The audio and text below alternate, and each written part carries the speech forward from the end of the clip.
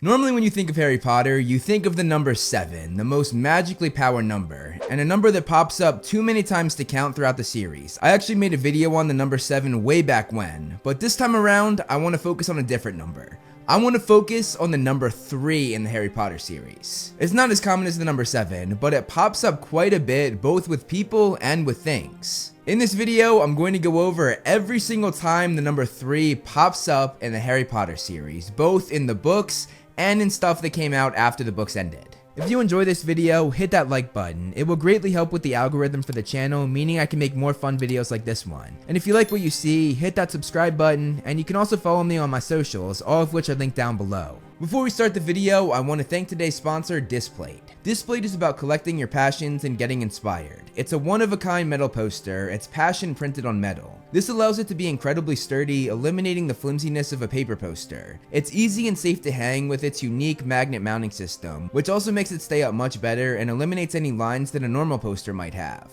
And one of the best parts about this product for me is that it doesn't reflect. I can have heavy lights behind the camera and it won't ruin my shot. And for the average person, this allows your display poster to look better in any room it's hung in. The cool thing about the magnet system is you can easily switch different posters out for the other, meaning you can quickly change the decor without ruining your wall. This is another thing great for me depending on what video topic I'm doing, because I can just switch out the poster for whatever fandom I'm talking about. Displate has so much to choose from, including the Lumino posters. Displate very generously sent me this Marvel Lumino poster, and it's the coolest poster I've ever seen. The way it lights up Thanos and the Guardians is magnificent. It was so perfectly made. As I said, Displate is a good alternative to standard paper impressions or canvas printings, and it's even cheaper when you use my link and use my discount code MOVIEFLAME. You get 22% off if you buy 1 to 2 Displate posters, and 33% off if you buy 3 or more Displate posters. It's a great offer, so don't miss out. You'll get a great product, and with every purchase, you help fund the Movie Flame channel. Now that I've said that, let's get the video started. The most obvious use of the number 3 are the 3 different main trios. We of course have the Golden Trio, which is Harry, Ron, and Hermione. Then there's the Silver Trio, which is Neville, Ginny, and Luna, who of course made Snape's life as headmaster a living hell during the events of the 7th book. Then there's the Bronze Trio, which is Malfoy, Crabbe, and Goyle. While those are the 3 main groups of 3, I found way more. There are more trio friend groups like Fred, George, and Lee Jordan, or Katie Bell, Alicia Spinnet, and Angelina Johnson, the 3 chasers on the Gryffindor Quidditch team. Then there are a ton of family trios as well. We have the Dursleys with Vernon, Petunia, and Dudley. There are the 3 black sisters Bellatrix, Narcissa, and Andromeda, all of whom would take on a different name in marriage. And speaking of the names that they would take on after marrying, one of those is Malfoy, which leads to the trio that is the Malfoy family, Narcissa, Lucius, and Draco. We also have the Dumbledore siblings, Albus, Aberforth, and Ariana. Then there's Harry and Ginny's kids, James, Albus, and Lily, the Gaunt family, Marvolo, Morphin, and Merope, the Peveril brothers, Cadmus, Ignotus, and Antioch, who are part of the tale of the 3 brothers. Then there's the Shaw family, Henry Sr., Henry Jr., and Langdon, the Potter family, James, Lily, and Harry, and similarly we also have the Longbottom family, Alice, Frank, and Neville.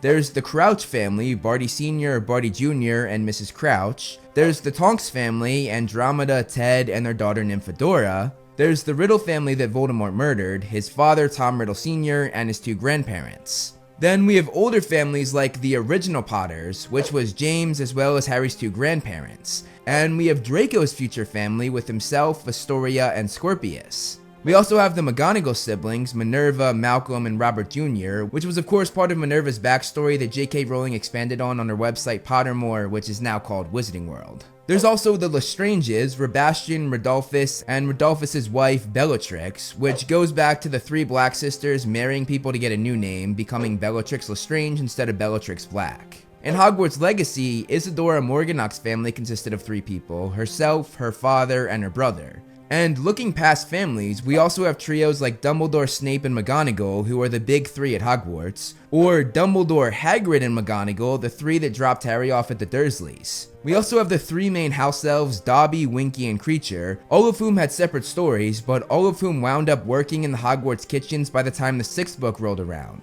We also have some darker trios, like the 3 that met Newt at the beginning of The Secrets of Dumbledore, which was Credence, Rosier, and Caro. Or we have the 3 part of the duel that killed Ariana Dumbledore, which we're still unsure about. We don't know which of them killed her. But this duel consists of Albus, Aberforth, and Grindelwald. And speaking of the Dumbledores, there's also the trio of muggles that Percival Dumbledore, Albus's father, went after for messing with his daughter Ariana, which of course got him locked up in Azkaban for the rest of his life, which, if you ask me, is a bit of a harsh punishment. These boys literally attacked his daughter and traumatized her. I honestly don't blame the guy for going after these muggles. In The Secrets of Dumbledore, we have the trio of candidates, Grindelwald, Teo, and Santos. And there are a few groups that originally had 4 people until one of them betrayed the others, making the group now be 3. I'm of course talking about the 4 founders of Hogwarts, as Gryffindor, Ravenclaw, and Hufflepuff stayed together after Slytherin betrayed them. And similarly, we have the Marauders, as James, Sirius, and Lupin were 3 friends who were betrayed by their 4th friend, Peter Pettigrew, making them a trio, especially when the 3 of them all returned to Harry in the forest before he gave his life. In Hogwarts Legacy, there's the trio of Ominous Gaunt, Sebastian Sallow, and Anne Sallow, who frequently hung out in the Undercroft, and who eventually all lived together in Feldcroft after Ominous left his family. And last but certainly not least of the trios of characters, we have Fluffy the 3-headed dog, which technically is one being, but I'm still going to count it because it's 3 different dog heads. Trios in the number 3 go well past just people though. There's of course the 3 Deathly Hallows that makes the wielder the Master of Death, the Elder Wand, the Resurrection Stone, and the Cloak of Invisibility. There are also 3 unforgivable curses, the Killing Curse, the Torture Curse, and the Imperious Curse. The Tri-Wizard Tournament is another big one, tri meaning 3 literally being in its name. This leads to 3 different schools, 3 different champions, except for the rare occasion when Harry was in there, and 3 different tasks. The game of Quidditch has a lot of 3s as well, as there are 3 types of balls, the Golden Snitch, the Quaffle, and the Bludger, and there are 3 chasers and 3 goal hoops. Then there are some more obscure examples of the number 3. There are 3 passing OWL scores, outstanding, exceeds expectations, and acceptable, and there are 3 failing OWL scores, poor, dreadful, and troll. And speaking of OWLs, Fred and George each took 3 of them, which is a really low number to take compared to most students. But hey, they didn't need all those OWLs to be successful. They opened up a joke shop and had tremendous success. Going back to some more 3s, students are told to buy 3 sets of black robes for school. Rita Skeeter has a trio of golden teeth when she smiles. Hermione and Harry turn the time turner 3 times to go back 3 hours in the 3rd book. It took 3 things to bring Voldemort back to life: the bone of the father, blood of the enemy, and the flesh of a servant. 3 of the Marauders became illegal animagi, and I'll give you one guess to figure out how long it took them to do this. Yes, it took them 3 years. To become an Auror for the Ministry of Magic, or a Dark Wizard Catcher, it takes 3 years of training after you finish at Hogwarts. According to the prophecy, James and Lily Potter, as well as Alice and Frank Longbottom, defied Voldemort 3 different times. Morphin Gaunt was sentenced to 3 years in Azkaban after trying to fight off the Ministry of Magic at the Gaunt family home. When learning to apparate, there are 3 D's to remember: destination, determination, and deliberation. When going through the obstacles to get to the Philosopher's Stone, Harry and Hermione were faced with 7 potions and a riddle, and the riddles told them that 3 of those 7 potions were poison. To open the Room of Requirement, you have to walk past it 3 times while thinking about what you want it to turn into.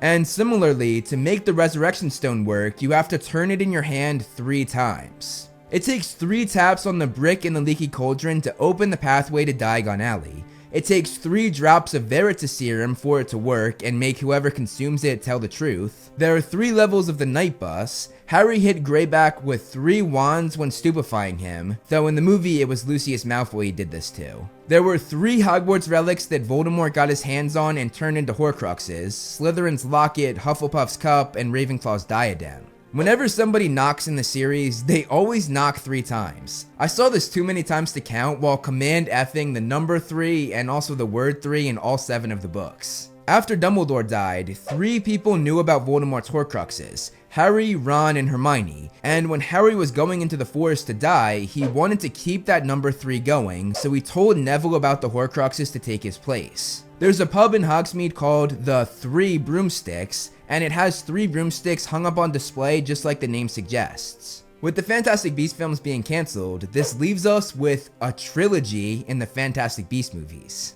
On top of that, these films showed us 3 new ministries we had never seen before. The one in America, the one in France, and the one in Germany. In Hogwarts Legacy, Summoner's Court gives you 3 tries to move the balls each game. There are 3 main character side quests with Poppy, Sebastian, and Natty, and there are 3 Snidget eggs in the secret cave. It's clear that the number 3 is a constant theme throughout the Wizarding world, and I had a lot of fun finding all of these examples for this video. Let me know in the comments below if you can think of any other 3s that I didn't point out. That's all I have for you guys this week though, so I will see you in the next video. Thank you so much for watching, guys. I hope you enjoyed the video. You can follow me on Instagram to see more of my personal life, like my cute dog Loki, and some behind the scenes movie flame stuff. I also do similar content on TikTok and Twitter that I do here on this channel, so if you like what I do here, check them out. All the handles are right below me, and links are in the description. Over here are my wonderful patrons. If you want to be featured on the next video, plus get a few other perks, become a patron today. As always, if you liked the video, hit that like button and subscribe, and look out for more great movie flame videos on the way.